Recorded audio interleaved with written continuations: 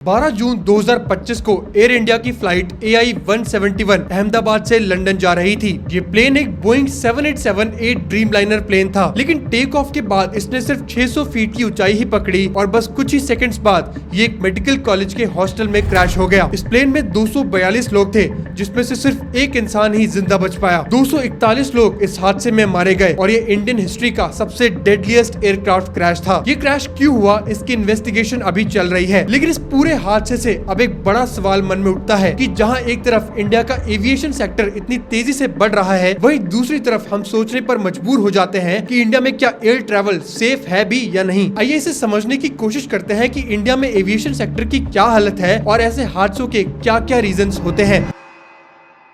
पिछले 10 सालों में इंडिया की डोमेस्टिक एयर ट्रैवल कैपेसिटी लगभग डबल हो चुकी है और हर साल लगभग 6.9% की स्पीड से बढ़ रही है। ये दुनिया के बड़े मार्केट्स में सबसे तेज ग्रोथ है। 2024 में इंडियन एयरपोर्ट्स ने 376 मिलियन पैसेंजर्स को हैंडल किया और इसमें से 306 मिलियन डोमेस्टिक पैसेंजर्स थे। इससे इंडिया दुनिया का तीसरा सबसे बड़ा एविएशन मार्केट बन जाता है, लेकिन इस ग्रोथ की वजह से एक बहुत बड़ा गैप भी क्रिएट हो रहा है। इंडिया का इंफ्रास्ट्रक्चर और सिस्टम्स इस तेज बढ़ती डिमांड के साथ ग्रो नहीं कर पा रहे हैं। इंडिया में शेड्यूल्ड डोमेस्टिक फ्लाइट्स के लिए सिर्फ 119 एयरपोर्ट्स हैं, जबकि चाइना में लगभग 250 और यूएस में 650 से भी ज्यादा है। इंडिया के 10 सबसे बड़े एयरपोर्ट्स पूरे एयर ट्रैफिक का 2/3 हिस्सा मैनेज करते हैं। इस वजह से एयरपोर्ट्स और एयर स्पेस दोनों काफी ज्यादा कंजेस्टेड हो गए हैं। इसका एक रीसेंट एग्जांपल भी है। अप्रैल 2025 में दिल्ली के इंदिरा गांधी इंटरनेशनल एयरपोर्ट को अपने एक रनवे को अपग्रेड करना पड़ा था, क्योंकि 400 प्लेन्स के अराइवल्स और 500 के टेक ऑफ्स डिले हो गए थे। मतलब कि 4 रनवेज होने के बाद भी अगर एक को मेंटेनेंस के लिए बंद कर दो तो हंड्रेड्स ऑफ फ्लाइट डिले हो जाती हैं। इस डिमांड को पूरा करने के लिए इंफ्रास्ट्रक्चर बढ़ाने की बहुत कोशिश हो रही है। एयरपोर्ट अथॉरिटी ऑफ इंडिया ने $11 बिलियन इन्वेस्ट करके अगले 5 सालों में डोमेस्टिक एयरपोर्ट्स के नंबर 200 तक करना चाहती है, लेकिन अभी तक डिमांड के साथ साथ इंफ्रास्ट्रक्चर ग्रोथ नहीं हो पा रहा है। इस तेज ग्रोथ की वजह से इंडिया के इंफ्रास्ट्रक्चर की कमियां सामने आने लगी है। यहाँ एक बहुत बड़ी दिक्कत है एयर ट्रैफिक मैनेजमेंट सिस्टम के साथ। इंडिया में कई जगह जो रेडार कवरेज और टेक्नोलॉजी यूज होती है वो आउटडेटेड हो चुकी है और एयर ट्रैफिक कंट्रोल सिस्टम को अपग्रेड करने की बहुत ज्यादा जरूरत है। 2020 की एक रिपोर्ट बताती है कि ATC सिस्टम्स को 2011 से अपग्रेड नहीं किया गया है। इस पुराने टेक की वजह से सेफ्टी कॉम्प्रोमाइज होती है। लेकिन इसके अलावा भी एक और दिक्कत है। कई टियर 2 और टियर 3 सिटीज के एयरपोर्ट्स पर रनवेज या तो छोटे होते हैं या उनकी लोकेशन ऐसी जगह होती है जहां उन्हें एक्सपैंड करना मुश्किल होता है। इस वजह से खराब मौसम या इमरजेंसी सिचुएशंस में वहां प्लेन लैंड करना और ज्यादा रिस्की हो जाता है। इंडिया के कुछ सबसे जानलेवा हादसे ऐसे रनवेज की वजह से ही हुए हैं। मैंगलोर और कोझिकोड जैसे एयरपोर्ट्स पर टेबल टॉप रनवेज बने हैं, यानी ये रनवेज ऊंची जगह पर होते हैं जिनके दोनों तरफ घाटी या खाई होती है। 2010 में मैंगलोर में एयर इंडिया एक्सप्रेस का एक प्लेन रनवे के आगे निकल गया और घाटी में गिर गया, जिसमें 158 लोगों की मौत हो गई। 2020 में एक और एयर इंडिया एक्सप्रेस की फ्लाइट कोझिकोड में बारिश के बाद फिसल गई और रनवे से बाहर निकल गई। इस एक्सीडेंट में भी 21 लोग मारे गए थे। इंडियन अथॉरिटीज इन चीजों को ठीक करने की कोशिश जरूर करती है, लेकिन फायदा कुछ नहीं होता। अहमदाबाद क्रैश के बाद इंडिया के लगभग सभी एयरपोर्ट्स ने अपनी सेफ्टी सिस्टम्स का इंटरनल ऑडिट किया, लेकिन असली सोल्यूशन ये है कि हादसा होने से पहले ही अच्छे सिस्टम्स और इंफ्रास्ट्रक्चर बनाए जाएं। जब तक कि ये गैप पूरा नहीं होता, तब तक इंडिया के एविएशन में ATC सिस्टम्स और रनवे जैसी चीजें सेफ्टी के लिए एक बड़ी चैलेंज बनी रहेंगी। लेकिन अभी तक हमने एयर ट्रैवल सेफ्टी की एक सबसे जरूरी फैक्टर की बात नहीं की। ये फैक्टर है खुद एयरप्लेन्स और उनकी मेंटेनेंस। एयरप्लेन्स को उड़ाने के पीछे एक जरूरी सिस्टम होता है जिसे MRO कहते हैं, यानी कि मेंटेनेंस, रिपेयर एंड ओवरहॉल। ये सिस्टम देखता है कि एयरप्लेन सेफ हो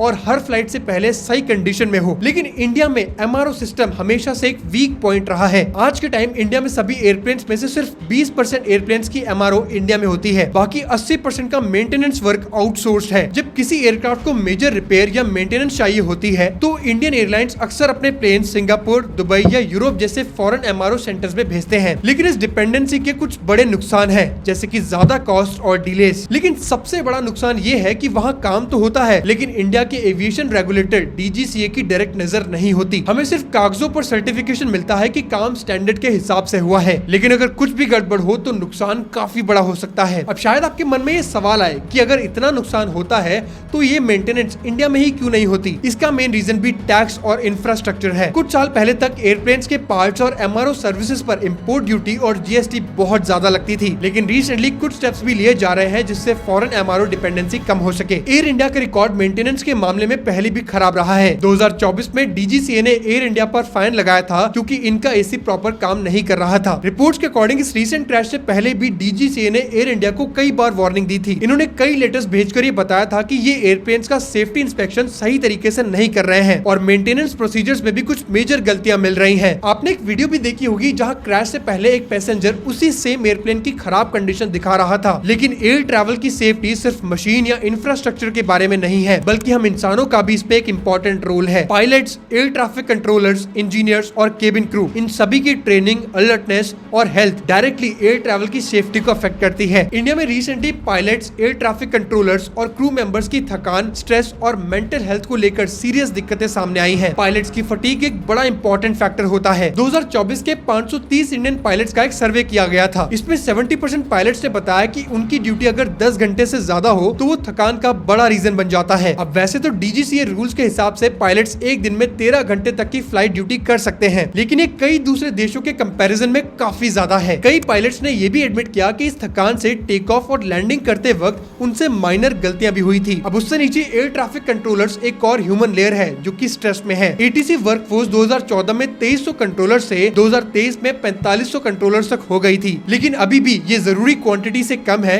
जिसकी वजह से बाकी लोगों पर वर्कलोड काफी बढ़ जाता है और फिर गलतियां होती हैं। मुंबई के ATC में एक आदमी को एक घंटे में 30 से 35 फ्लाइट्स हैंडल करनी पड़ती हैं, जबकि सेफ लिमिट सिर्फ 10 से 12 की होती है। लेकिन एक बड़ा ही इंटरेस्टिंग फैक्ट है जो कि आपने शायद ही कभी सुना हो। कोविड-19 के बाद बहुत सारे पायलट्स और एयर ट्रैफिक कंट्रोलर्स बिना प्रैक्टिस के घर बैठे थे, लेकिन जब फ्लाइट्स दोबारा से शुरू हुई तो उनकी स्किल्स में एक मेजर ड्रॉप देखने को मिला और पायलट्स के एरर भी 50% से ऊपर गए कोविड के बाद। ये सब सुनकर ये समझ में आता है कि इंडिया में एयर ट्रैवल की सेफ्टी सुधारने के लिए बहुत सारी चीजों पर काम करने की जरूरत है। ऑल्दो एयर ट्रैवल को सबसे सेफ मोड ऑफ ट्रांसपोर्ट माना जाता है, लेकिन जब सिस्टम्स में ही इतनी सारी प्रॉब्लम्स हो, पायलट्स और बाकी मेंबर्स पर इतना बर्डन हो, तो इस सेफ्टी पर कैसे भरोसा किया जा सकता है। अहमदाबाद का ये क्रैश सरकार को आईना दिखाता है कि इस मैटर को कितना सीरियसली लेने की जरूरत है और जल्दी से जल्दी सुधारने की जरूरत है। ये बोइंग 7878 ड्रीम लाइनर एयरक्राफ्ट का पहला क्रैश था, इसीलिए पूरी दुनिया ये देखना चाहती है कि इस क्रैश के पीछे का रीजन क्या था। इस इन्वेस्टिगेशन में DGCA, AAIB,